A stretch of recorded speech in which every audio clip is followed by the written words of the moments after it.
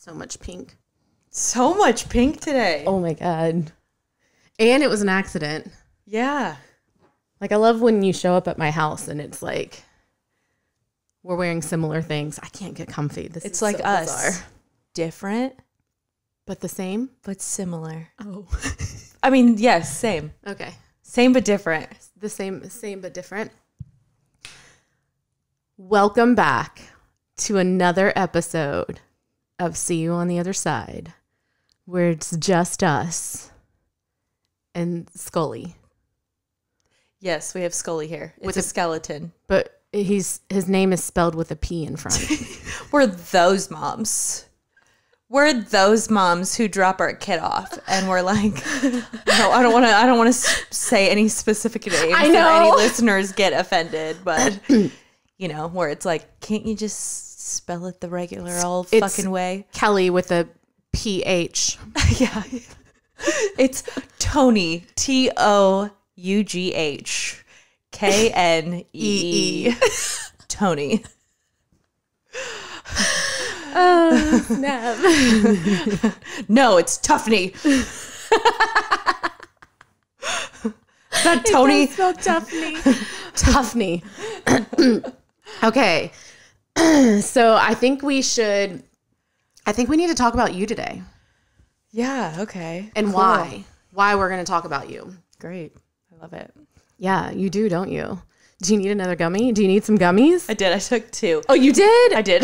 Okay. Oh, let me be specific. They're Amanita with THC. And I've really liked them. They've helped me just kind of stay focused because I'm like, I don't want to talk about me. Have you taken any more since we experimented with them? Yeah, this week. Yes, I took them sometime this week because I was like cleaning. And you really like them. Mm-hmm. I do. So I think we should maybe talk about that for a second. Okay. By meltdown? Yeah. We can lead into that. Okay. We get samples a lot from a lot of companies.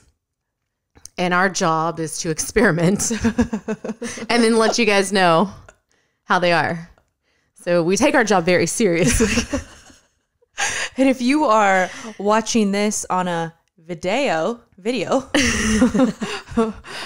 currently have wigs on, so we take everything super seriously. We're so fucking serious. Yes, so serious. I posted a video today of me throwing up doing ayahuasca.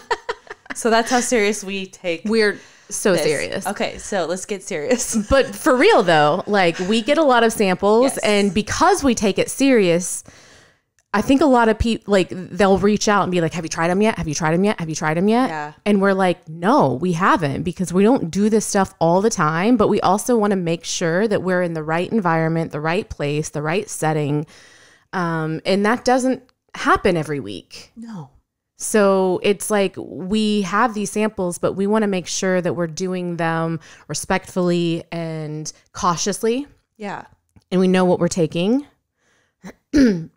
So yeah, this company sent us some stuff and we were a little bit curious because we have heard about Amanita muscaria. We haven't tried it. I haven't tried it. I've honestly been like not afraid to try it, but a little bit cautious and hesitant because I've heard some really negative things and I didn't want to just like pop it in, you know? And also like they're very informative. So I reached out to the guy and I was like, you know, I'm unfamiliar with this substance. I was going to pull that up. What is this like? What does this feel like if I take it? You can pull it up. You can read it. Well, I don't remember what that part was. But didn't they say it's kind of like at the end of the day when you have like a glass of wine as a way to relax? This is like a substitute for that. The way I read what they said was if you were to take like THC and CBD and everybody, or even Delta 9, THC and Delta 9, and how people are like Delta 9 is like the diet weed. Yeah.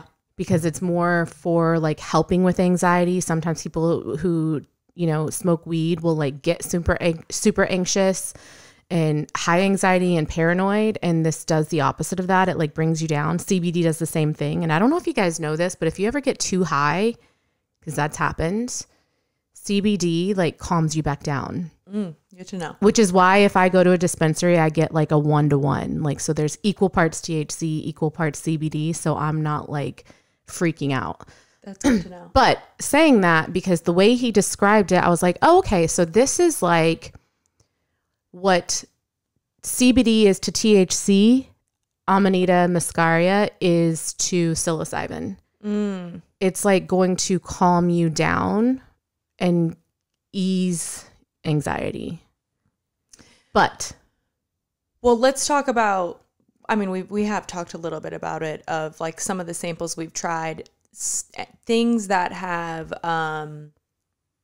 had cannabis in them, and how differently I react to it, and how differently you react to it. If you tell me there's THC in something, I am like terrified. Which is ironic because I used to have a podcast about weed. That's so funny to me. I used it to shut down though. I used it to shut off. You use it as an escape. So you 100%. Because what you do is you just sit there. And so would you do that before then too? Like when you smoked all the time, you would just sit there? No, I would check out. Wow. I would literally check out. Wow. Okay. It was like the way that I was able to disassociate from the shit that was happening in my life. Yeah. 100%. It quieted the thoughts that I had, but like I would just shut down. I don't do that with Jason though, which is fucking wild. Probably because you feel super comfortable with him to like be weird. That's 100%. Because you're like, you're not paranoid about what you're going to say, what you're going to do, because it's Jason. You're probably right. And in so front of you're other like, people, I get really fucking weird. I bet if you were alone with me, I bet you'd be okay. I know, and we need to do that. Like where it was just like, we're just chilling. Just the two of us. And we don't have anything to do. Right. Because anytime we do it, it's like we have stuff to do, or we were with people or whatever. Right. Or we're like just chilling and watching a movie. Right. I think we need to experiment with that. I am a blast. You are. So, okay, so that's what it does to me. What does it do for you? It helps me focus. It does. It does help me focus. I think and we can go into this. I think with ADHD, it's just like an influx of thoughts. So it's hard to stay on track sometimes. It's so many things that are just going on in your head at the same time, where I feel with THC, I'm able to be like, there's this thought. And then the next one. Like do things one at a time instead of like getting thrown everything all at once and not knowing what to do with it. Right. So it helps me focus if there's something like I need to do, or something that I like clean or organize. Those can be hard tasks for somebody with ADHD that people don't even really think about maybe. Yeah. And so that does help me like stay on task and focus. And what's interesting, we've maybe talked about this before, like you have like ADHD and I probably have ADD.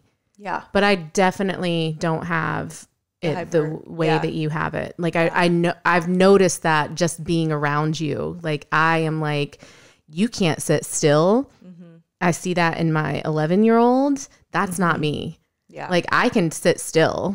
Yeah. And I can focus, but there's just a lot going on in my head. And what's funny is before I knew I had ADHD, so Tony helped me with my business plan way long ago when I was getting ready to open my gym. So that's a really great amount of time sitting at a computer, right?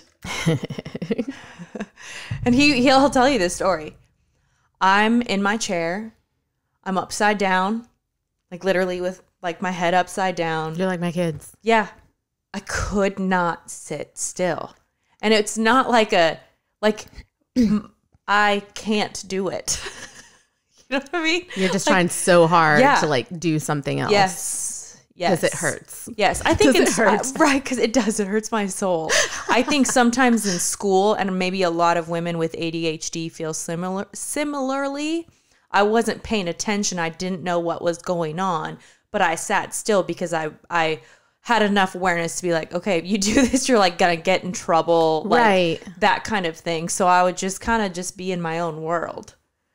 Interesting. Internally, you were hyper. Yes. Like, squirrel. What am I going to do today?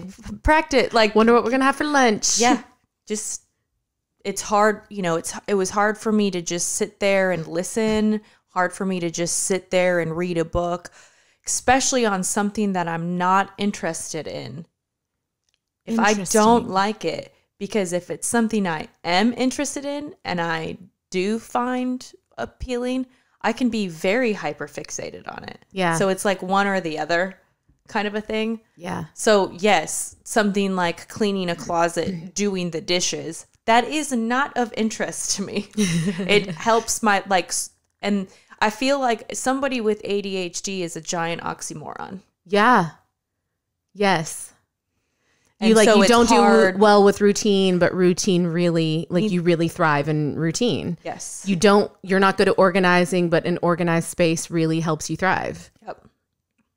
Wow. Yep.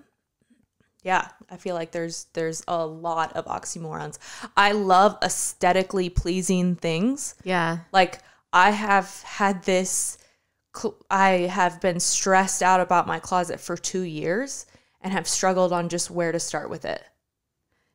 Yeah. But then I can go and decorate a short-term rental house and decorate the entire house in a week. Yeah. That's wild to me. It's not, because I feel like you know me better than a lot of people know me. And you would think that like everything has its place because of what you see on a video. Yeah. What do you see on the opposite side? Shit. Chaos. It's chaos. Like I have areas of calm. Yeah. But that's like, I don't like other people's, and not your house, but in my house, I don't like other people's mess, but I have mess, but it's organized mess. I know where my stuff is. That's kind of how I am. Yeah. Like my desk back there is like an organized mess. That might be an ADHD thing. I think so. I wish that I was more organized, and I wish that things had their place. Same. I also think that's impossible with kids. There have been times I have spent an entire weekend organizing our pantry, bought bins. This is where the snacks go. This is where this goes. And literally within days, everything was back to normal. And I'm like, I don't want to put my energy into making this right every day. And I also don't want, pat that wig. I don't want my kids to feel like they have to be, like, I don't want to be militant about it. Like, put that back where it belongs. Right. And so I struggle with that. Yeah. So, yeah, my house is very lived in.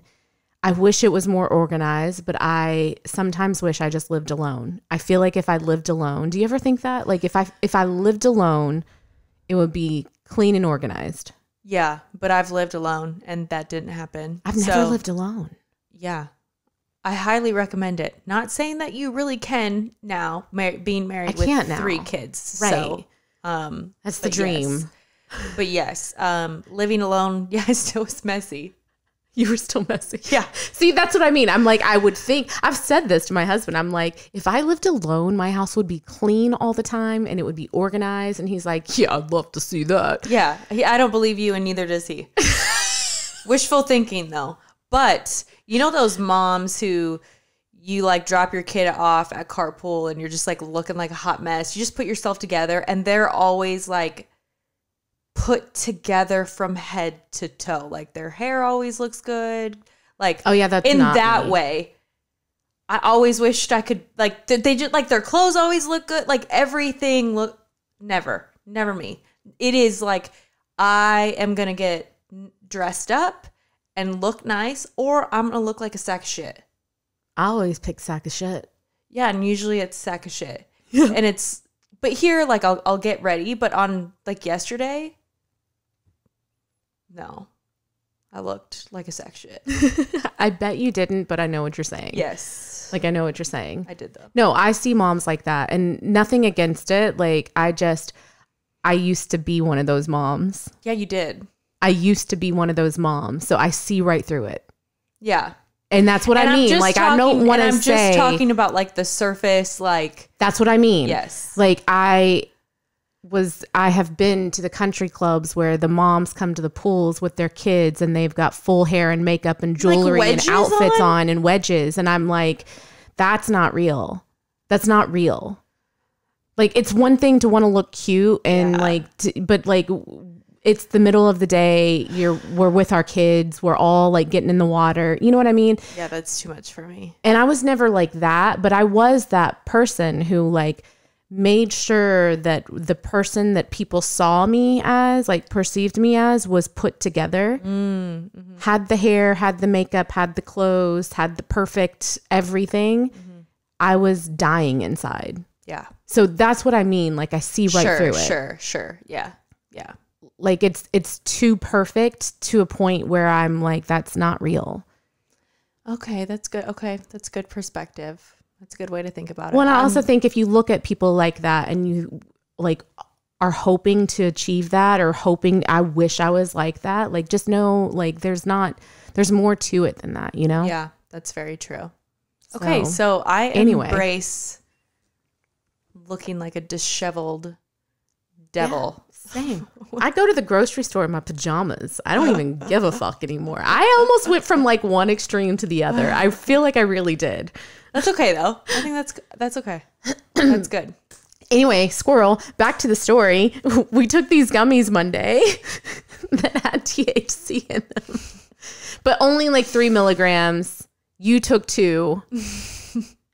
But what happened with you?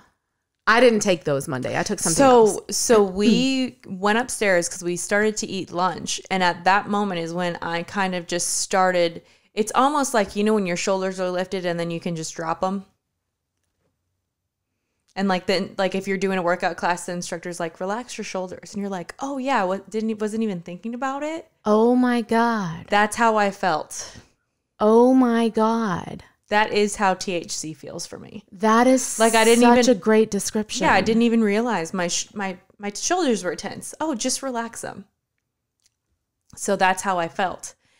And I don't even remember what we were talking about, but also when I take THC, I'm much more, I feel like I'm always insightful. Not always. That sounds, I'm not trying to like, you know what I mean? Okay. Pretty insightful. I try to be insightful, but I feel like when I am on THC, I am able to translate my insight better.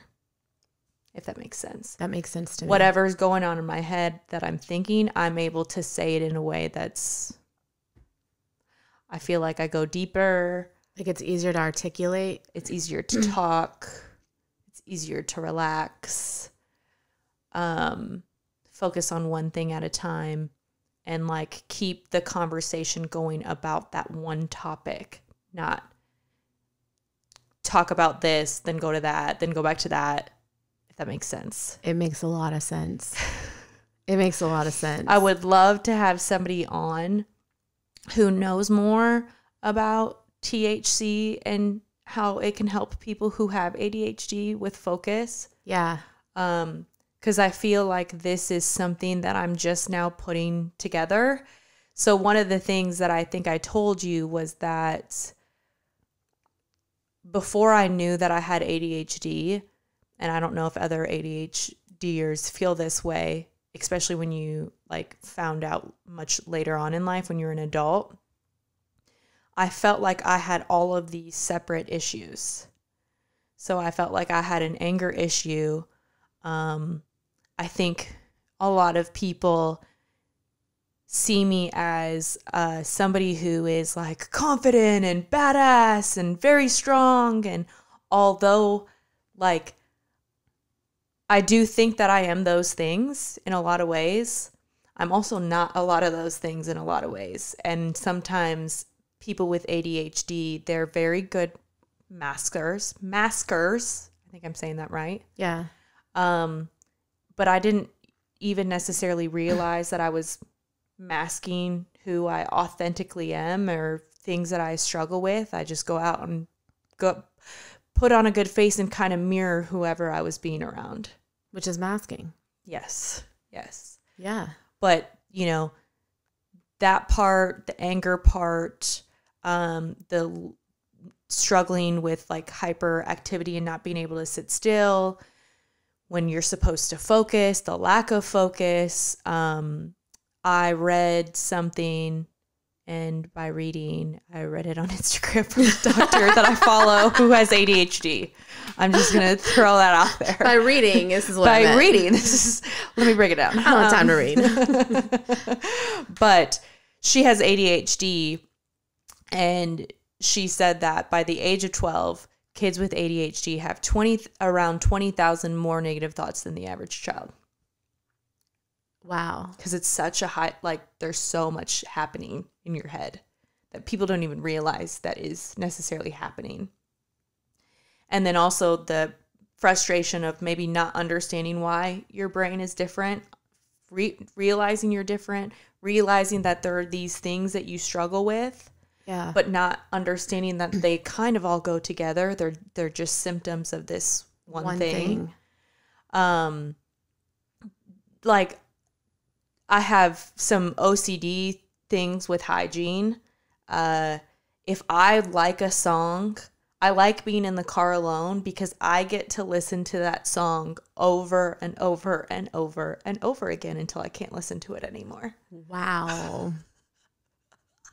I can't believe I'm admitting all this.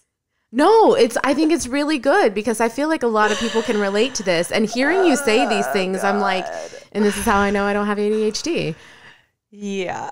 I listen to New Music Friday almost religiously every Friday until I've gone through the whole playlist. I don't like listening to the same stuff. So when we went to the Rufus concert, still haven't told you this. That's like Leah's favorite band. I knew some of their shit, but then when we went to their concert, I was like, wow, okay, these guys are really cool. Okay. Yeah, it's like you have to be there. You do have to be there. And when we were there and I heard Treat You Better, I liked it on the radio, but when I actually experienced it at a concert, I was like, I'm just so obsessed with how I feel in this moment. And, we were on mushrooms, how I feel in this moment, this song, the words, all of it. And I know that's one of your favorite songs. Yeah. So I'm not trying to steal it. I swear. Getting THO right now because we're talking about my favorite song. I swear. But it's one of those things where I just felt it. Yes. So every time I'm in the car and I'm listening to music, I have 3 songs right now. They just play over and over and over again until Treat You Better gets off that track and the other songs and then new songs come in. That's how I listen to music. So I don't like to listen to music with people. Wow. Because of my brain. And I'm not saying, wow, that's weird. I'm just this is so interesting, getting a sneak peek into how you operate. But because of that, there is a lot of shame and guilt and kind of embarrassment that comes with that because, everyday things may be harder for you, or there's so many thoughts that at the end of the day, your brain legit gets tired because it never ends. You're just emotionally exhausted. Yeah. And the other thing too is because of all those symptoms, working on trying to regulate yourself. And then also having a child who I'm almost positive, granted he's 4, but almost positive has ADHD as well. So it's already hard enough to just learn this about yourself. Yeah. And now you're trying to regulate somebody else. And I actually do a pretty good job, but then at the end of the day, I'm like, oh my God, it's so much. But it's something that I don't ever talk about. Yeah. Ever. Yeah. So Tony is just now learning those things. I have kind of always said, like, I think I have ADHD.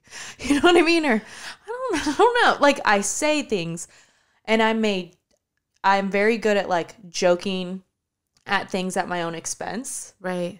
I did that with dad stuff. Right. I would make jokes about it, but truly talking about it and going deep with certain things, I don't really. And so I don't with you sometimes.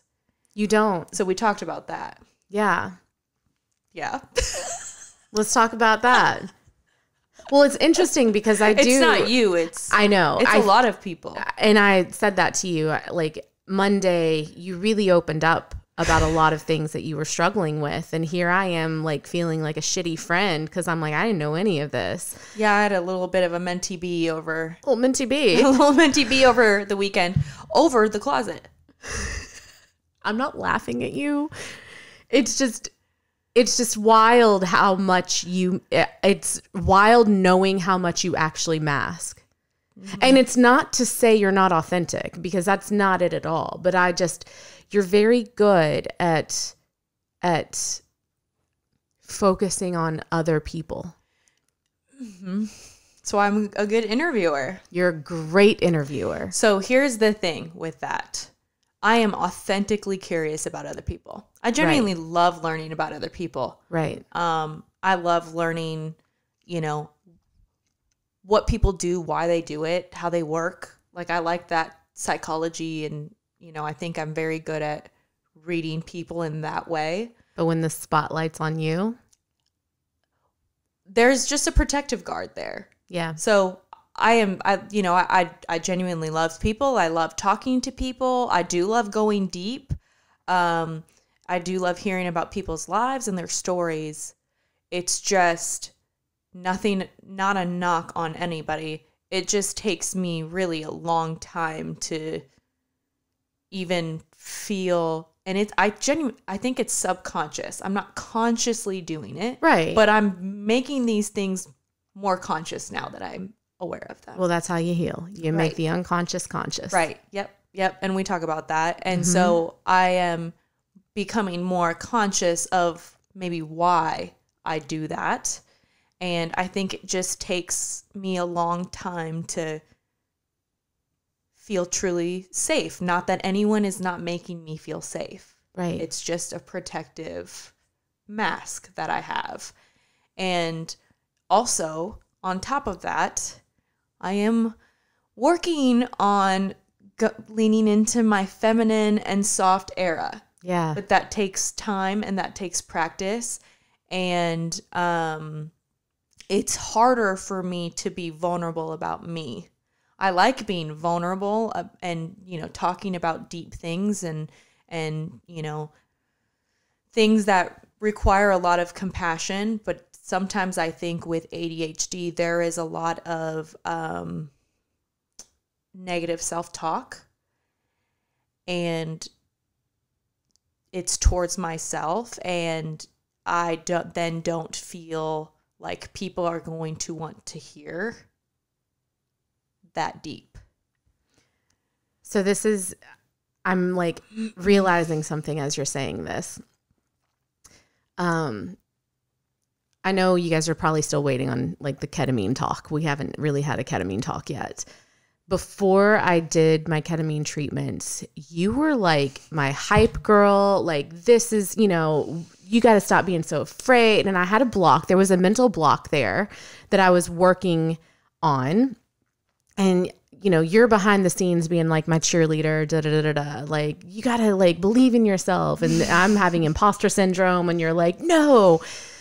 And then I work through that block, and I come out on the other end, and I'm like, fuck yeah, let's go. And then you're like, but what about me? Like, you're struggling with imposter syndrome. And I was like, bitch, this was your idea.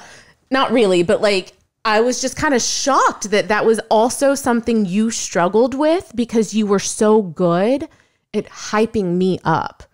Yeah. That I didn't realize you needed to be hyped up too. Well, great question. I don't know if it's a question, but great observation. I have always in my friend group been like the strong, tough one. Yeah. And so I've always been incredibly loyal too. Yeah. And oftentimes that has been to a fault. Yeah. I will defend, go to bat for people, but then oftentimes I feel like they would not defend or go to bat for me. There's been times where I've brought up really hard topics, like I've brought up a topic of racism to my friend, and it did not go the way that I wanted it to go. She didn't hear me. And then I also reached out to a friend and told her that I was actually really struggling with Kai, and she never reached out. So I told you I was not going to cry in a wig. It makes it less hard. Yeah, you're right. Because I'm like, don't do it. But I think sometimes that it's great to have that like cheerleader, hype girl, strong, but baddies get saddies too. Even baddies get saddies. Even baddies get saddies. And oftentimes in friendships, I don't feel like the hype girl loyalty is always reciprocated. So sometimes then when I meet new people, I don't even go there. Yeah. Because like it's just sometimes I feel like it's like, you got this, like whatever. So it's something I've very much so struggled with. Again, baddies get saddies too.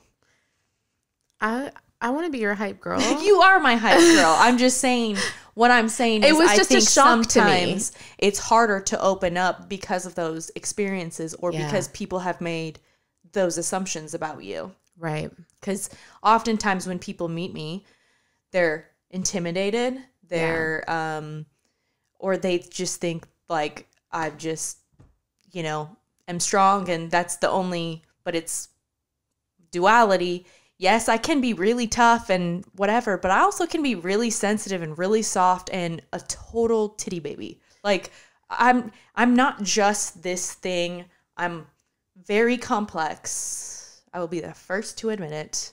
Very complex. And I just don't think that sometimes I show or people see maybe the deeper, softer, maybe she needs nurture and love and hyped up too. Right. But I think what you're saying is universal. Yeah. Like we're all complex. Right. And whether you want to admit it or not, we just did those posts this week about the hero's journey and the heroine's journey and how they're very different. And how it's not gender specific, and how when we say feminine and masculine, we don't mean female and male.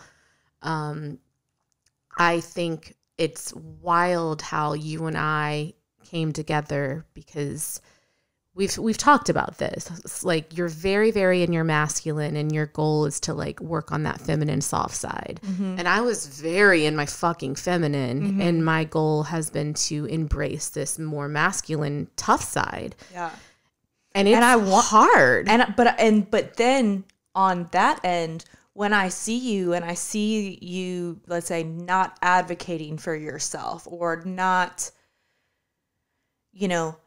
using being your voice, or being tough. I'm like, there's this, you're right, but there's this like, not a fight response, but there is this like protectiveness over you where I'm like, no, bitch, like you are tough and you are going to do like, blah, blah, I just don't always do that to myself. And I truly believe that about you. Right. And there are moments where, yeah, I am tough. But then there are moments where I'm like, I'm not that tough. I'm really not. You know, and was it? And I'm not that soft. You're right. You're right. Was it Vanderpump Rules? Oh, God. Where Lala was talking about because she is somebody who's not just this wallflower. Oh, yeah. And she is outspoken and she can defend herself, that then people then have this like assumption that means she's like void of feelings, right? Or void of like being sad or getting hurt or being sensitive, right? And I feel very much so that way sometimes. Yeah, a lot of the time. And I know that some of it is mine too. Like I have to show up softer as well for people to see it. So even maskies get saddies. Masculines. I tried to use that word. It didn't work very well. Not good. Not at all. But I think that's like the journey of like realizing that we are all these complex human beings, and we all like, you know, it's like you see these, I've seen this before, and I wish I had the balls to say something like this to someone, but when someone is like really angry and hurting you, like for you to look at them and say like, who hurt you? Yeah. Because that's the truth. Yeah. Like when you see someone who is just this angry, hard shell of a person, they are also hurting. Right. Right. They just don't want you to see that. Right. Right. Yeah. Which kind of what we were talking about earlier with like social media. Yeah. And I think a great example, let's just go back to Vanderpump Rules. I know. And most people don't even know this. Okay. But there's a guy on there who cheated on his girlfriend of 10 years. Yes. With one of her best friends. Yes. So fucked up, right? He is very wrong in that situation. Not okay. The thing that I struggle with about kind of the world that we live in is because he's wrong, he deserves to get like attacked or treated like he's not even a human being. Right. Not saying that people should hang out with him, not saying people should condone his behavior. His behavior was absolutely abhorrent. I do think he's a narcissist. I do think he's not a great person and he has some healing to do because he damages other people. Right. But like, is the answer because someone's damaged to then further damage them by like telling them that they're a piece of shit, telling them that they should kill themselves, telling them that like they deserve bad things in their life? Because I'm like, isn't karma probably already gonna happen to them? Right. Because somebody who is in that much pain, somebody who is causing that much pain to other people, right, without even a thought, is because they're in so much pain themselves. Right. So I really struggle with like the world we live in. Because somebody's wrong, we harass them over the internet. Right. I don't like that. It's like I'm all weird time to be. I'm all for like advocating for yourself, saying boundaries, like stepping in when something is wrong. Right. But these are all grown adults who we truly don't know. We're watching this play out on a television show. And again, that is not a happy person moving in the world. Right. Stay away from those people. But I just don't think the answer is to then retaliate back with more hate. I honestly feel like that makes them worse. Yeah. We live in this very black and white world right now. And I used to be a very black and white person. Yeah. Where it's like they did something, they're wrong, they're a bad person. And then healing, realizing you've done bad things too. Right. You did bad things because you were hurting. You did bad things because you didn't have the right tools. You did bad things because you didn't grow up in the right environment and you get, taught how to cope in certain situations.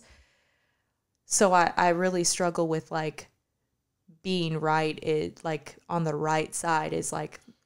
Well, or just like we've all, and this is true for anyone, and if you can sit here and say that's not true for me, you're probably a narcissist. But like, I think it's a true statement that we have all been the villain in someone's story.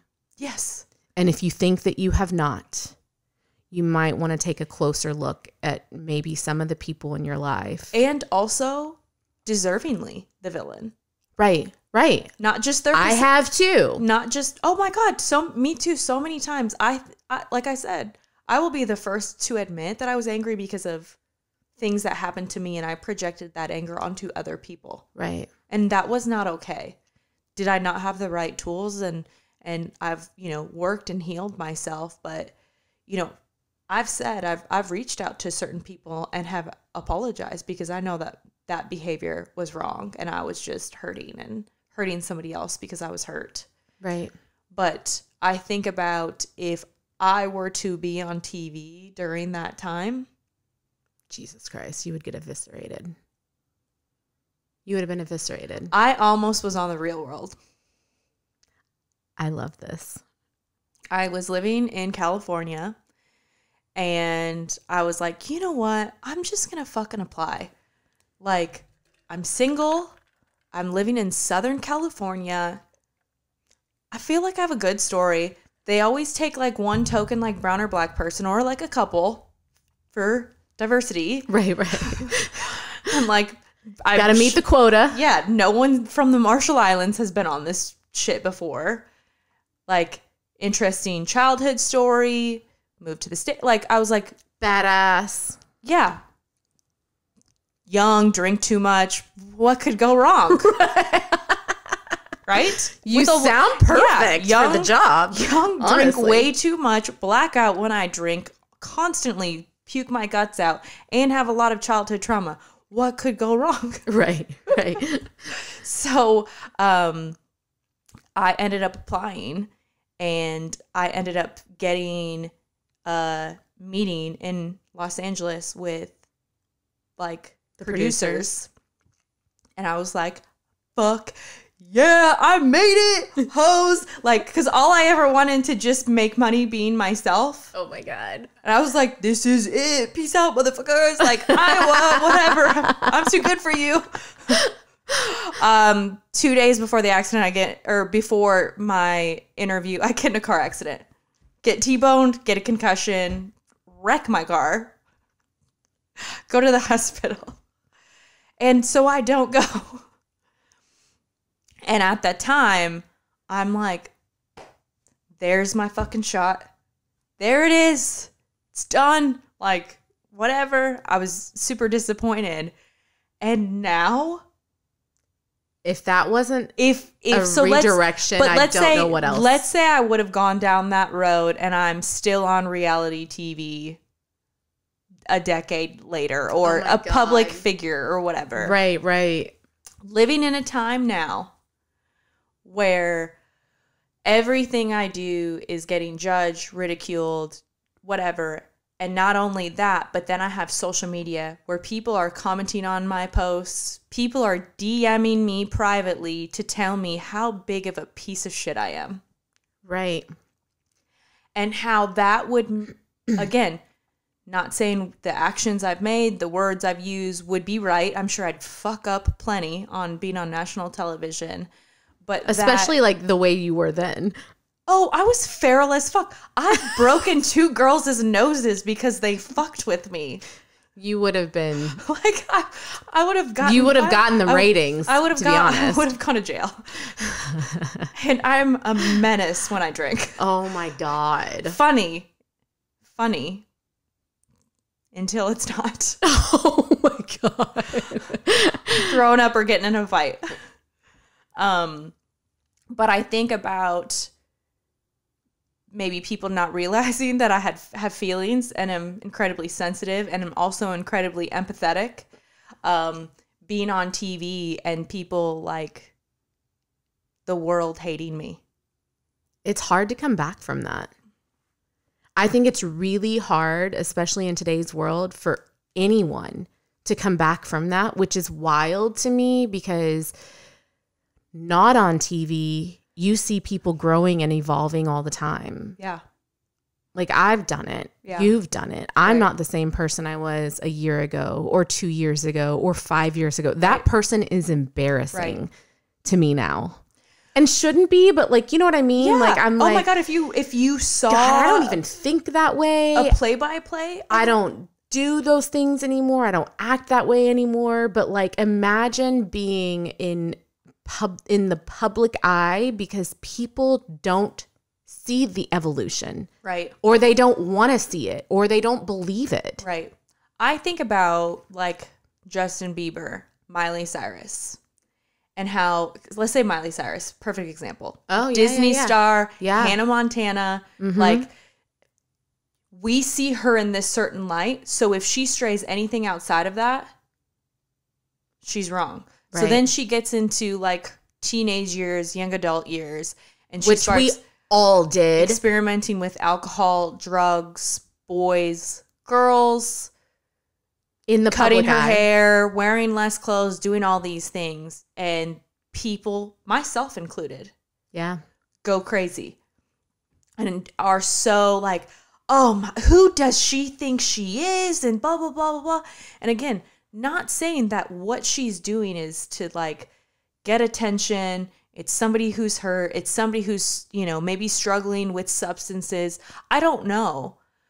But to think the answer to somebody not agree, like us not agreeing to somebody, is to answer back with more hate is like the older I get, the more I heal.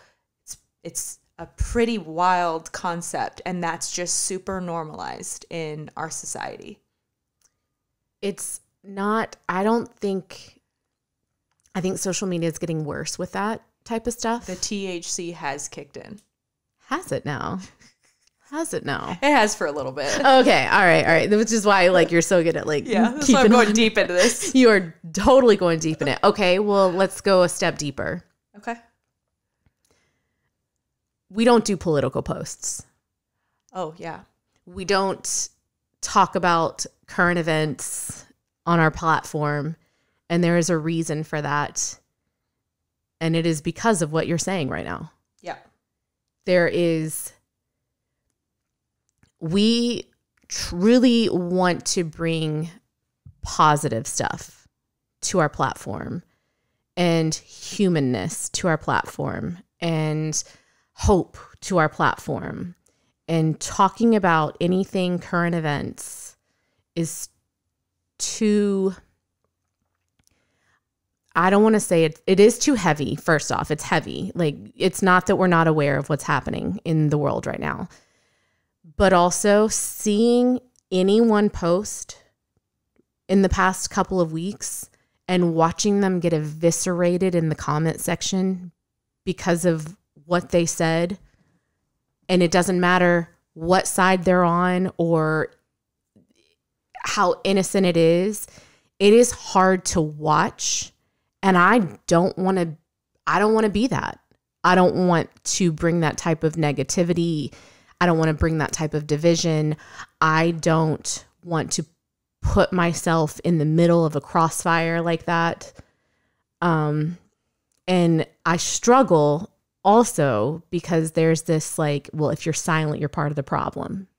There's that whole thing, you know? Right. I don't agree with that Right. anymore. I think I used to think that. Right. And now I feel like, well, if you're not silent though, you're creating more division. And it's really hard to watch. Well, maybe elaborate on that because let's say just because someone is silent on social media, right, doesn't mean that they're not doing things in the world, doing things in their home, still have certain beliefs and still stand by certain beliefs and maybe condemn, injustice. But just like a social media post isn't going to do anything. Well, do you remember? I really want spread you awareness, right, and all of that. But also, people have to protect their own mental health. Do you remember And Taylor Swift getting? You haven't watched her no, I haven't documentary and I yet, love her. but I think you should watch her documentary because she Okay. talks about how like she was silent about things. And then because she was silent, she was like getting attacked because they were like, well, Taylor Swift hasn't spoke out against this. Right. And then she was like, her manager is like, but if you do, then you're going to lose, you're going to lose fans and you're going to create all this controversy. And it's just like, you're damned if you do and you're damned if you don't. Yeah. And it just really sucks. Well, and I think in certain times where maybe certain things that are happening in the world, I think reaching out to maybe the people that you know who you really love and care for, who you know are greatly affected by it. Right. To make sure that they're okay. Right. I think those types of things are important. I think, again, like working on healing yourself, healing your home, healing your community, healing those around you. I just wanted to bring that up because we're on this subject of like social media and how much. Well, so I want to bring up this post. Yeah. Yeah. I would just want to read it to you. And it's just some food for thought. Okay. If you are wondering why there are still wars and hate in the world, just go read a comment sections where people who claim to be against war and violence verbally attack and persecute strangers on the internet for writing words on a screen. Them, why is there so much suffering in the world? I want world peace. But also them, you wrote some words I don't agree with. People like you are disgusting and you don't deserve to live. You expect humans who are living with horrific intergenerational trauma, not ever having their basic needs met, and are under constant threats to their existence, to cease fire, forgive, and find peace. All the while, you cannot even speak respectfully to a stranger on the internet in the comfort of your own home. This overwhelming irony reveals how traumatized all of humanity is. Holy shit. Once upon a time, in the age of social media, there were people all over the world having their morning coffee in the safety of their homes whilst hating and harassing each other over words on a screen on the internet. And they all wondered why there are so much suffering in the world. And once they finally learned that the powers that shouldn't be could only wage wars as long as good people had so much anger and hate in their hearts, they focused on healing themselves instead of persecuting others, and the people of the world lived happily ever after. So the takeaway from that, and we have said this in episodes before, not particularly speaking on this subject, but we have said this before.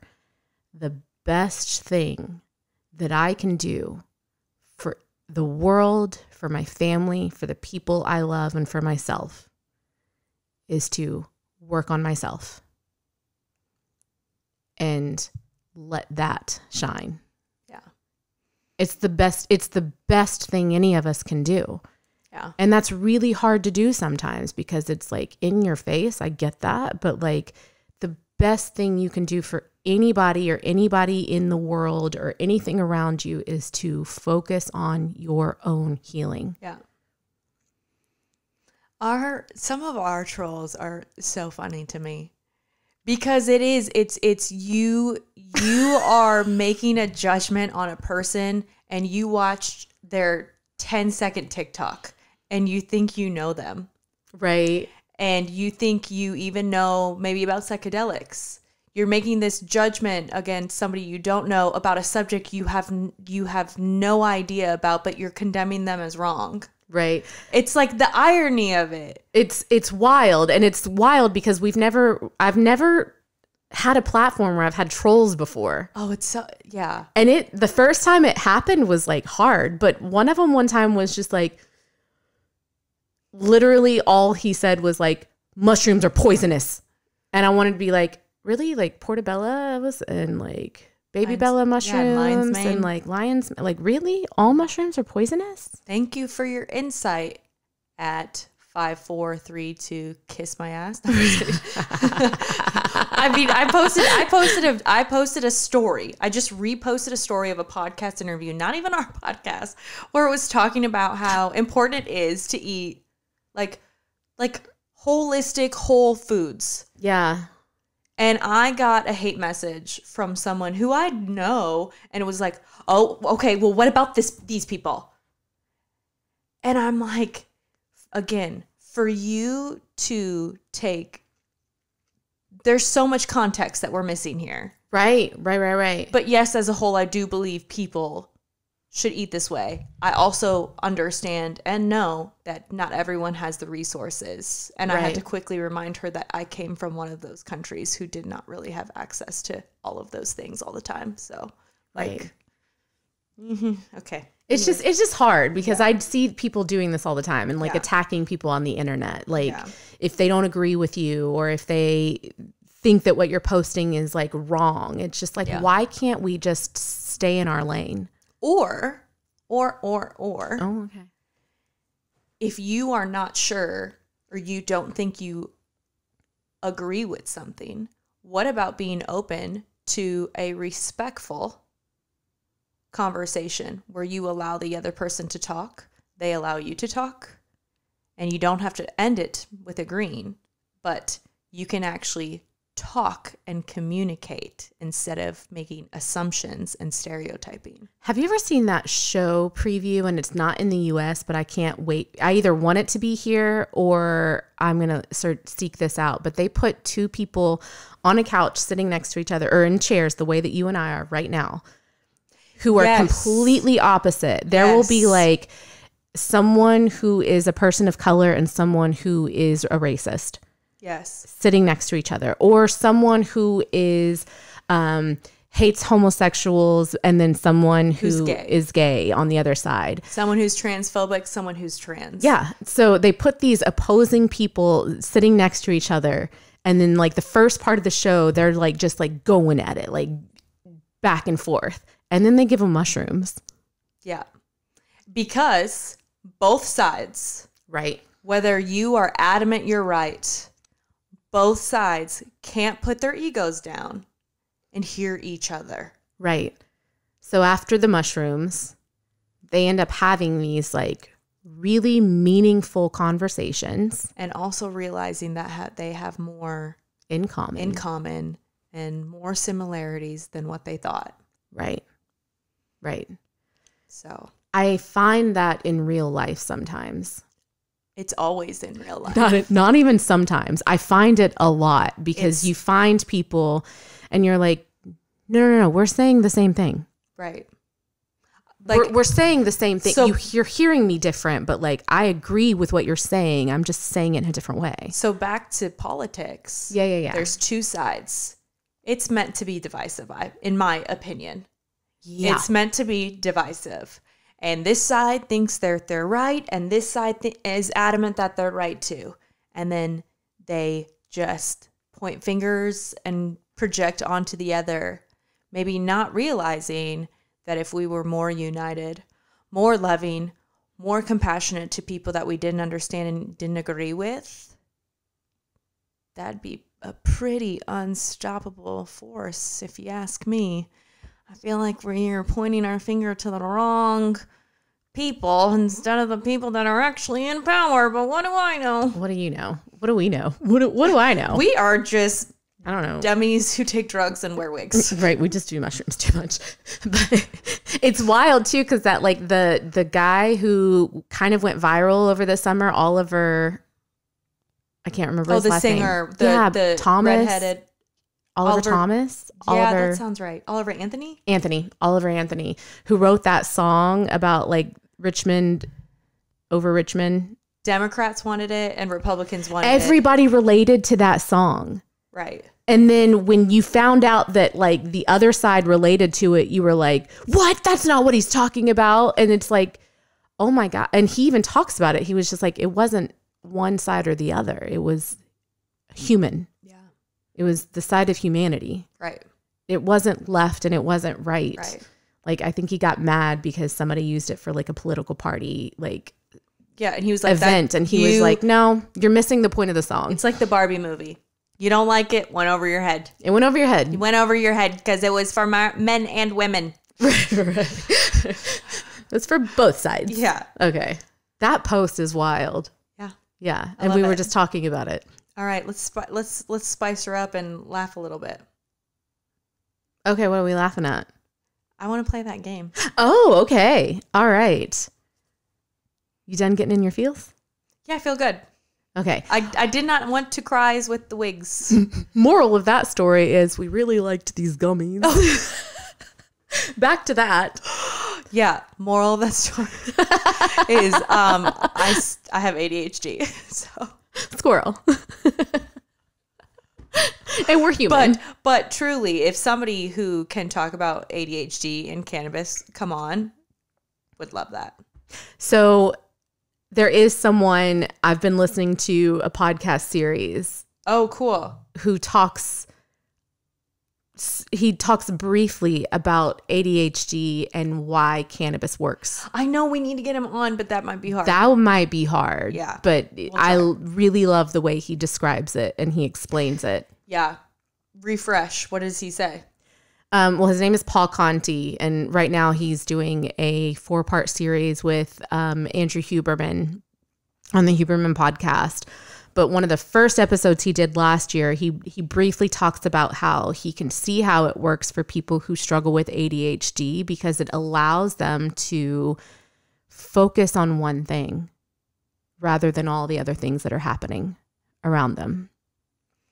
And yeah, I would love to have someone on who can like explain that because, and I do want to talk on this for just a second because we've said this before. I think we said this Monday when we were sitting in this floor having this heart-to-heart conversation. For someone like me who used to do it all the time to escape and had a podcast about it and then started my healing journey, I don't smoke as much. I don't smoke at all anymore. And you were a little anti. I don't even want to say anti, but just like, I don't need it. I don't need it anymore. But I used it for a different reason. Yeah. I used it as an escape. I still every now and then will enjoy a gummy. I still every now and then will smoke. I don't enjoy it the way that I used to because I used to use it for something different. Like the intention behind it was completely different. Right. Even though I'm still like pro weed. Like I'm like, I don't think it should be. Right. And I think a lot of people use it with that intention. The way that I was using it? Yeah. 100%. Yeah. 100%. So after my first mushroom journey, it was kind of like I was just like, I don't see the point. I'm not trying to escape anything anymore. Like I didn't find it useful in my life anymore the way that I used it before. And then you said after every time you do a mushroom journey, you need it less. Yeah. But that doesn't last forever. Right. Even the mushroom journeys don't last forever. Well, but it's just also, I think just life happens and those day-to-day things happen. That's what you were saying. Yes. Life happens after a mushroom journey. Right. And so I think after a mushroom journey, my brain is so clear. Yeah. So clear. And while you're in the mushroom cloud. Yeah. I'm on this mushroom cloud. And then I go back to regular life and certain people and energies and a lot of chaos and busyness and still have to organize that closet. You know what I mean? Like those things. And it's like the ADHD is never going to go away. Right. I cope with it much better. But, certain symptoms are still very much so there. But you've always been intentional with. Yeah. Gummies and cannabis. Yeah. I've never ever felt like a dependency on it. Or like you were using it to escape. Or I was using it to escape. I use it to be actually the complete opposite. I use it to be very intentional. to be like focused on something. What? Yeah, to be. I use it to like. Yeah. You do. I do. And I don't anymore. I never used it for that. It's so funny because a lot of times when people are like, oh, can I try the edible or whatever? And they take it and they're like, my heart is racing. I have so much anxiety. And I'm like, I could clean someone's home right now.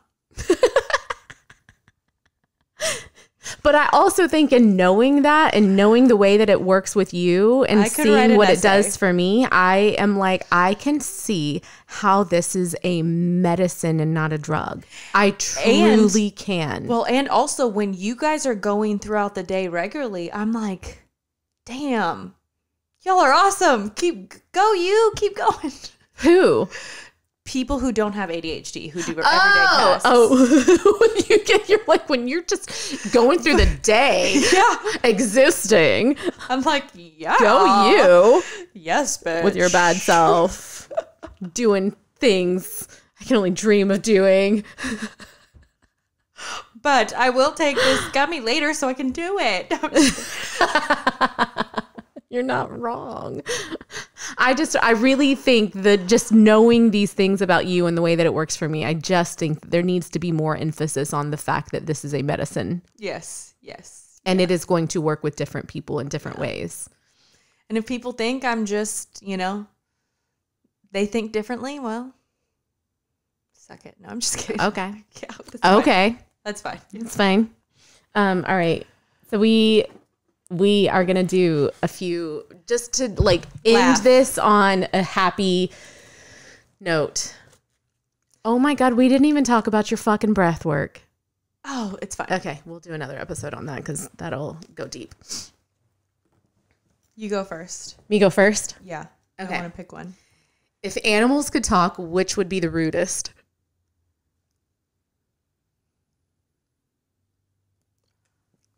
Cats. That's what I was gonna say. Cats would be so mean. Did you know that if you die and you have a cat or you have a dog, they're gonna sit by, they're not gonna do anything until it's dire need, they need to eat usually. Cats, they'll eat you super quickly. And the first thing that they're going to eat is they're going to eat off your nose. Just want to show you guys. We have a cat. We've never had a dog. And I said this to my 11-year-old. And he was like, so I'd be dead. Why would I care? That's literally what I'm like, Come okay, on, you're not Austin. wrong. You're not wrong. But still, that's real fucked up to think that the first thing our cat would do would eat our faces off. Okay. Are you ready for this? I'm scared. Okay. If our podcast were turned into a comedy TV show, what actor would play you? And why? Damn. You expected me to answer that? What actress would play me and why? If we were turned into a TV show. Oh my God. This is a really on the spot question. Sorry. Oh my gosh. I feel like you would be it would be like a Jennifer Lawrence. Yes. Because she's not funny on purpose. She is kind of. But she's awkward. In real life, she's socially awkward. Her funny is she's going to fall at the Oscars. That's me. Okay, thank you. You're welcome. You just answered my question. Because I'm in my head, I'm thinking no. who's on SNL? But no, they're trying to be funny. You should watch that new movie with her. Which one? I don't know. She's getting paid to be the tutor or something? Be interested in this guy. Okay. She's hilarious. Okay. I love her. Yeah. That's a good one. Thank you for answering that for me. You're welcome. Okay, my turn. What is the most useless talent you have? Probably my impersonations. You are so good at those. Yeah.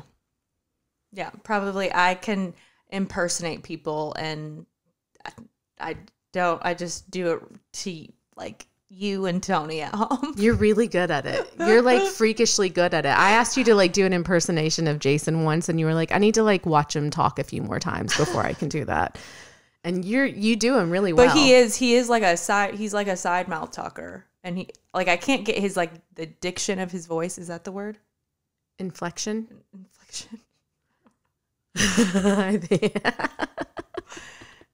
I have to practice it more. Okay. So don't put you on the spot right now. I mean, I'm trying to think of who. Do my cry.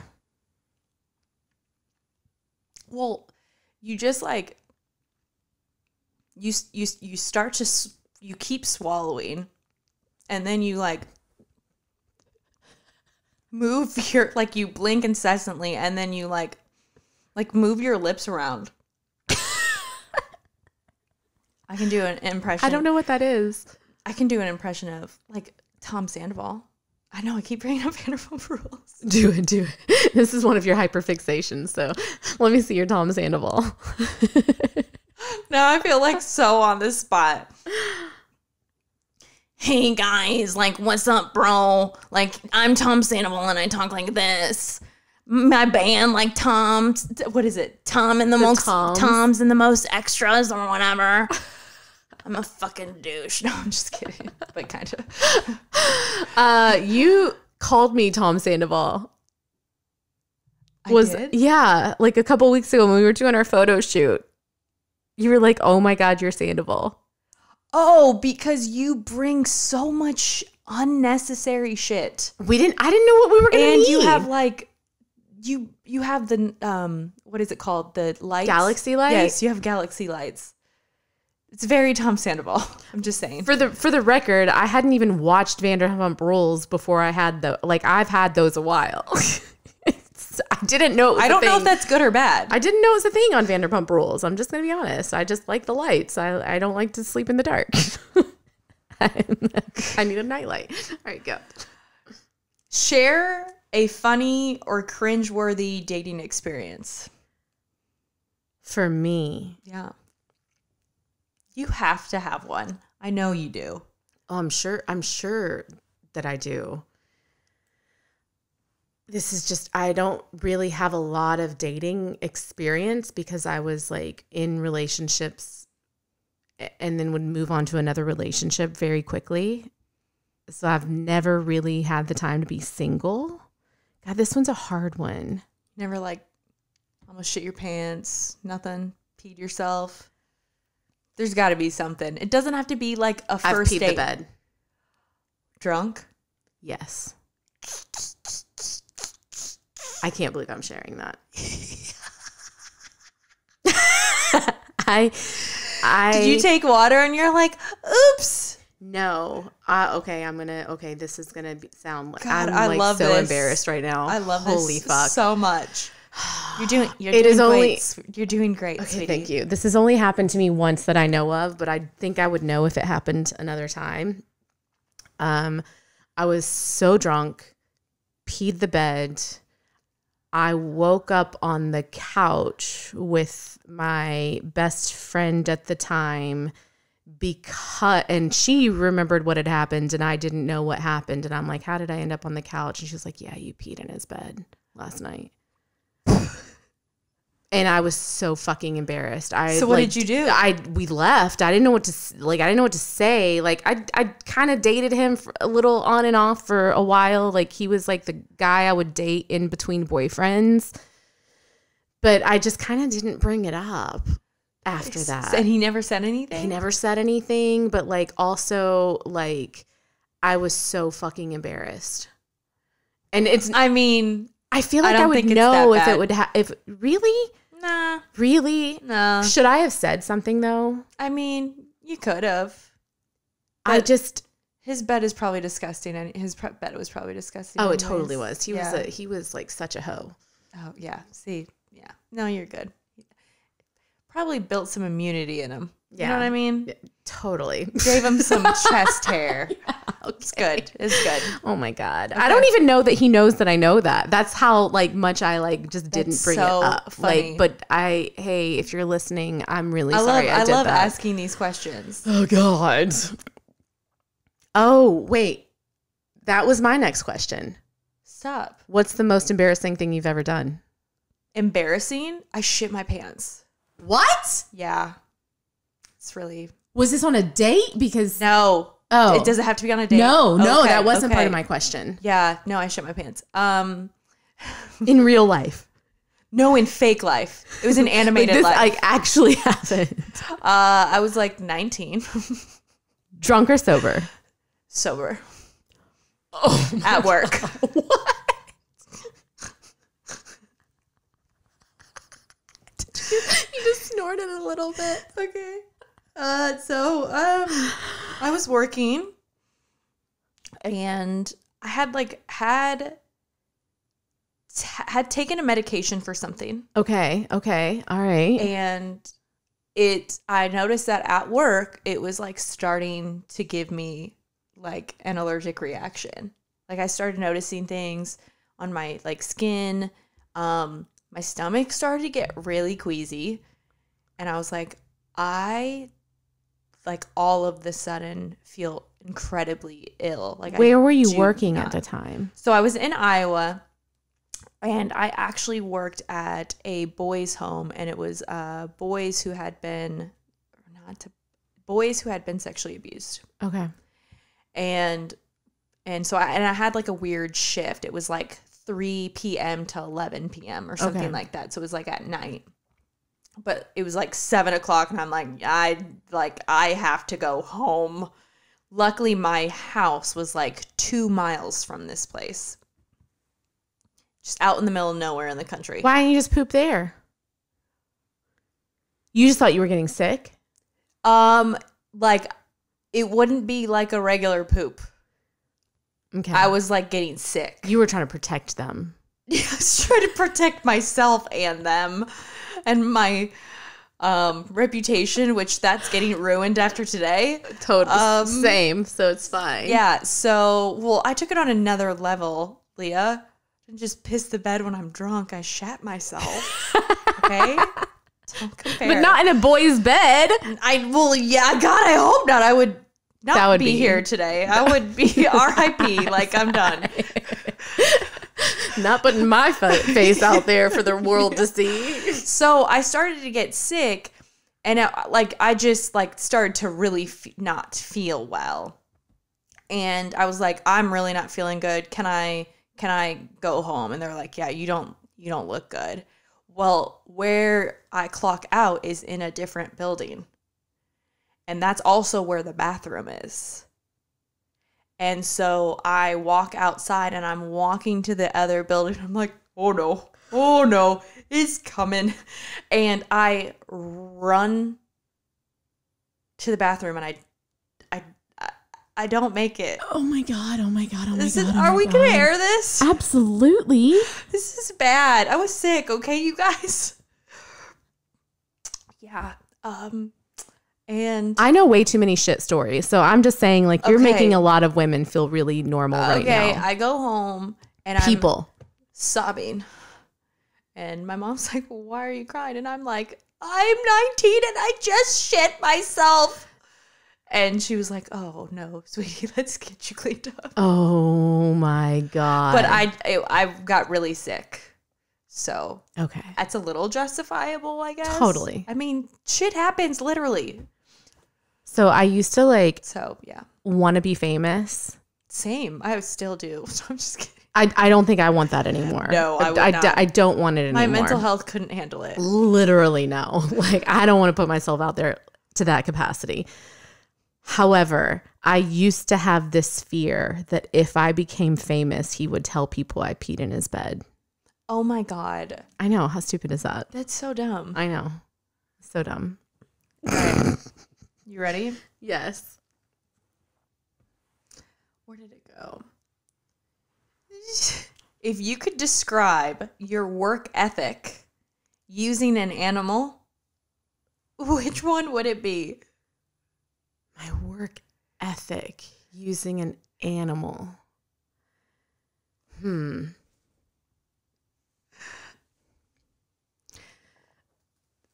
These are really hard. I know, I'm sorry. Jesus. I'm sorry.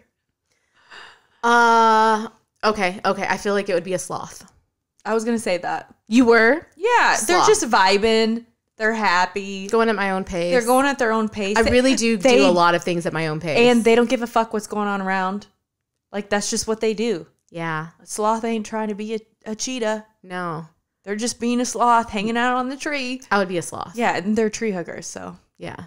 I used to, though, in my job, like, I was very, very, very on time with everything because my appointments were, like, time-based. And I didn't like that restriction. didn't like that because there would be times I would be in the room with someone for 15 minutes and I'd want like more time in the room with someone, but I had to like rush them out. So yeah, I would say a sloth. Yeah. All right. If you were a vegetable, what would you be and why?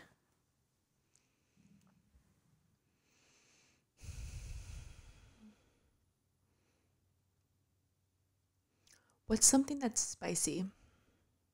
Are peppers vegetables? Yeah, I would be a pepper. Like a spicy pepper? I'd be like a jalapeno. Is that a vegetable? I feel like there's some rule that like if they're seeds, then it's a fruit. But I don't know because there's a lot of vegetables that have seeds. Can we just call it a vegetable? Let's just call it a vegetable. Okay. I'd be a jalapeno. Totally. Like spicy, not everyone can handle it. Yeah. But also those who can really appreciate it. They love them. They love them. I love them. They love those jalapenos. Jason loves to burn the shit out of his mouth.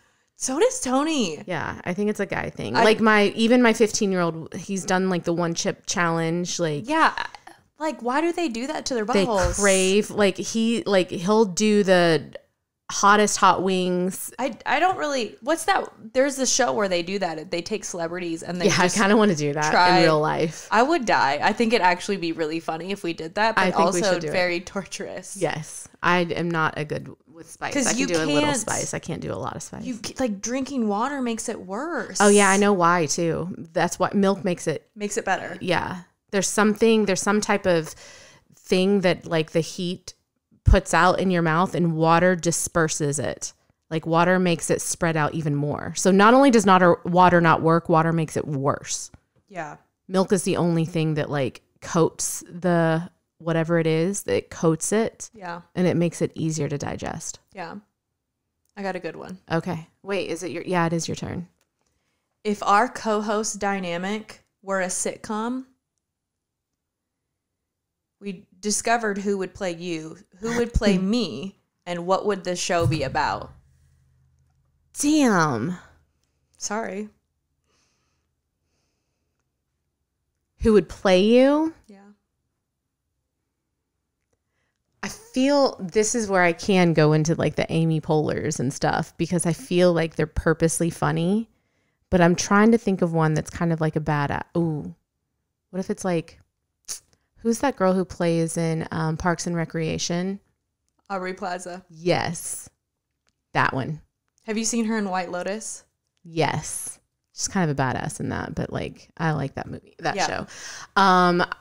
Okay, I'll say her. Yeah, I agree with that. And our show would kind of be like Broad City mixed with New Girl mixed with Two Broke Chicks or Two Broke Girls. Do you remember that show? Mm-hmm. Okay. I feel like it would be that. But the show would be like following us around, experimenting with things. Like I really think it would be a good show, honestly. I do too. I really think it would be a good show. So funny if we experimented with all things, not even just in the healing realm. Like we go into a breathwork session and like we're like raw and funny and about it. We eat hot wings. Yes. Yes. I think it would be a good show. I do too. If anybody out there is listening. But because I think that, I'm going to just be honest, I think that we can bring light and airy to the deep, dark conversations that a lot of people like in this space tend to stay in the deep and heavy. Yes. And I think with our life experience, healing it is heavy and it is hard work, but like we make sure we do a really good job of staying in the light. Does that make sense? And not to be cheesy. Yeah, and we're also here to have like a human experience. So like, you know, I want to do human things that are happening and going on in the world right now and not take myself too seriously. And it's okay to have fun in this process because this process is life. Like I don't want people to forget that there is still fun to be had. Yes. That's part of the. Yes. No, I think that'd be good. Just saying. I like that. A lot of shows about like psychedelics and stuff are like super heavy and So heavy or so scientific. Yes. And yeah. Yeah. Okay. Oh, my turn. Okay. Okay, this is kind of good. If you could switch lives with any celebrity for a day, who would it be and why? I should have asked this one before the veggie one. I feel like I like this one better. A celebrity for a day and why?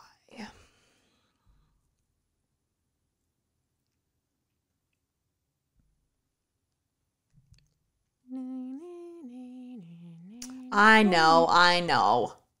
It's hard, isn't it? It's really hard. How are these rapid fire questions when you can't like answer them like that? I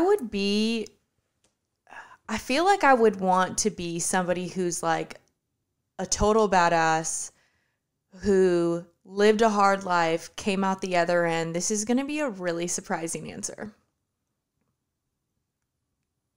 Mike Tyson. I find that man absolutely fascinating. Yeah. Grew up in poverty, like didn't have parents, had a lot of odds stacked against him. I feel like got into boxing, became the GOAT, was not a great person, and is now into all of this healing stuff. But the shit he says, the shit he thinks, it's so random. I would love to hang out with him for a day just to see what he's like. Yes. Because he has like that lisp too, and he like talked like this.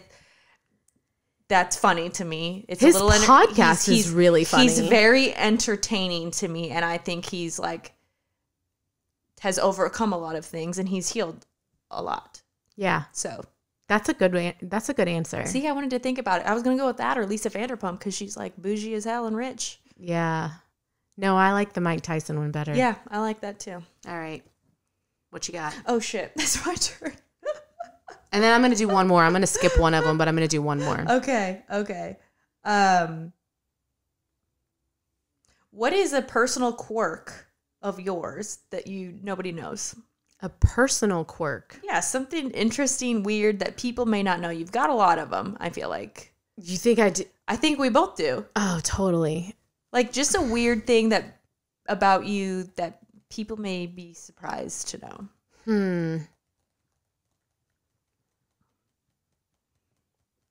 Why is it so difficult for me to answer these questions? I don't know. I'm like, I don't know. What is it, Christine? Because it's not a talent. It's a weird quirk, right? Yeah. God. I am a granny driver.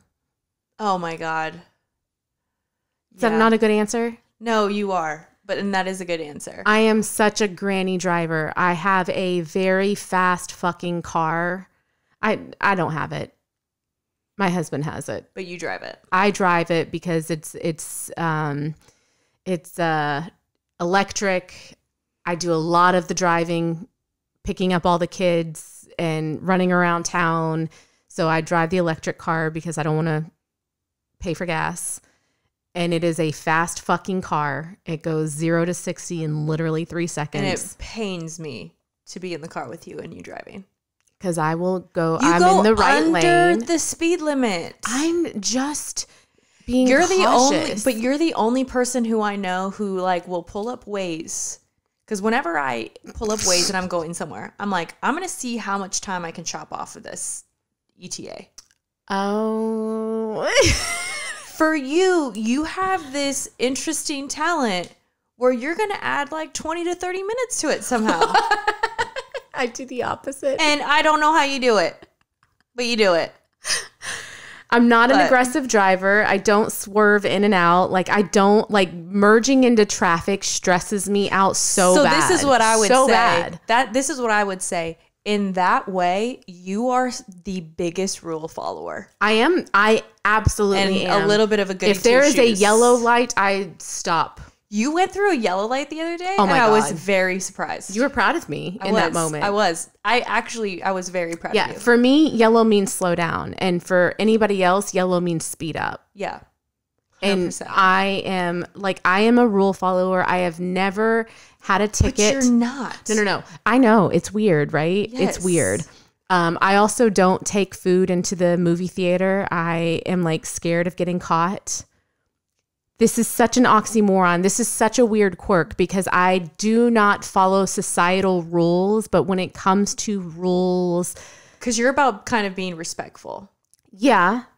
But also, Tony Rossini's School of Business, rule number 1, ask for forgiveness, not permission.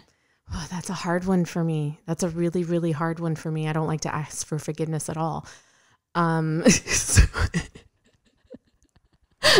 So that's an odd quirk, I would say. Okay. All right. Last question for me. If you could go on any TV show, what would it be? It has to be an existing TV show. It could be reality or like a regular. Easy. Housewives? No. What? Not even close. Real World. The Challenge. Really? Fuck yeah. Never seen it. I wanted to go on the Real World because I wanted to go on the Challenge. I've literally never seen it. That was the ultimate goal. You compete. You do seem like a very competitive person. If I lose to I'm you, not. If I lose to you in a card game, I'm gonna be mad. So I am very competitive. I have that. Oh, wow. You know? Wow. So yeah, I would like they do this thing and it's an elimination. So if you get sent down to an elimination, it's called Hall Brawl. And the hall is probably as wide as this chair, so not wide at all. And you've got a helmet, elbow pads, knee pads, shoulder pads like a football player. And one girl's on one end, the other girl's on the other end. And you have to run at each other in this very narrow space and tackle each other because you have to get to the other side and ring a bell. And they have to get, and whoever rings the bell on the other side the fastest wins.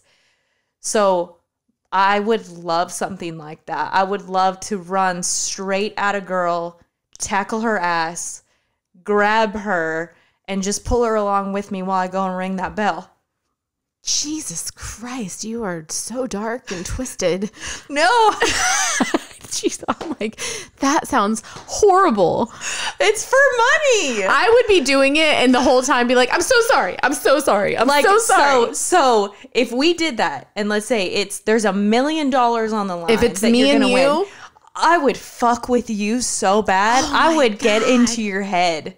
Because I know like I would get into your head. I would talk so much shit. Totally. And I would like, you know how in, oh gosh, it's a movie where these little kids play football from the 90s. They're like big little giants, I don't remember. Little Giants? They take like Pepto-Bismol and it's like foam. They're foaming at the mouth and they're like going, they're to the other team. They're like, "Rrr." I would do that to you. Yeah. Damn. But I like contact. Okay. That makes sense. I mean, you were a boxer. You work out. Well, my coach wanted me to fight, like actually competitively fight. Yeah, that makes a lot of sense. Yeah. You and Mike Tyson, man. Yeah, that's another thing why I want to hang out with him. Learn some fucking moves. Yeah. And he's got that like, you know how some people just have like that grit? Yeah. Like. Such a different man now. See, that duality. Duality. I'm a different woman. You are a different woman. Let's wrap this in a bow. Full circle. Full circle moment. And I'm a different woman. All right. But I would do a hall brawl with you. Okay. No, you wouldn't want to. I wouldn't want to do it with you. I wouldn't want to do it with you. You would literally die. I am the least competitive person. I don't like doing it at all. At all. I'm just thinking about it. Don't even put me against you. I don't want to do it. Like if we were single and like competing for the same guy, I would just give up and be like, you can have him. I'm not like that though. No, I'm just thinking like anything. I would be like, you can have it. Yeah. You can have it. Yeah. And that kind of stuff, I'm like, that's weird to me. I would be like, I'll let you win, but like split it with me. You know how those TikToks with women getting drafted and women are posting like what they would be like if they got drafted. Yes. If we did hall brawl together, you'd be like, do you guys have any pink helmets? Okay, does this helmet make my hair look okay? Literally. Do you have any lip gloss? Am I gonna get hurt? Can you like be easy on me a little bit? I would. Don't like make me hurt you. Yeah. You don't even know. You're going to get your ass kicked. I'm in my luteal phase right now. This is shit that Leah says. They don't even know that I'm in my luteal phase. They better watch out. I'm in my luteal phase. She has said that and been dead serious. You're saying it and people think I'm joking, and I was being serious. I was literally like, if they say something, they better watch it because I'm in my luteal. I know that was like that's how you talk shit. Yeah. Oh my. I am not a good shit talker. That is caught me at the wrong time. I have in caught my a boyfriend phase. cheating on me and said had fun licking my leftovers. Yeah. Like I'm not a good shit talker at all. Yeah. At all. All right. Is that all we got? Yeah. Okay. We got to work on that. Shit talking. I'm just not good at it. That's okay. It's okay to I'm not good at on the spot anything. Yeah. It's okay. Well, that was quite the episode. Yeah, that one's a little all over the place. This is very fitting for an episode on ADHD. I really, like, you took the lead on that one, and we can tell. I didn't mean to.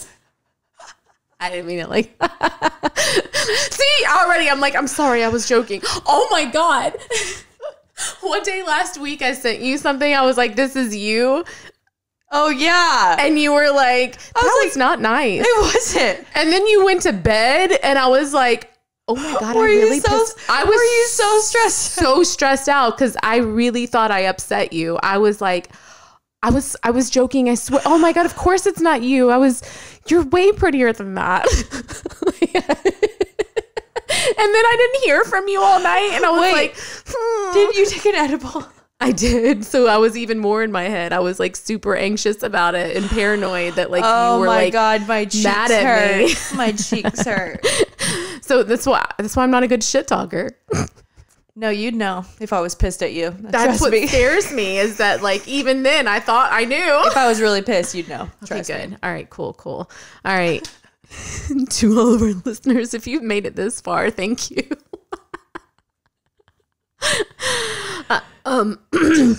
Stay positive and curious and open and stuff.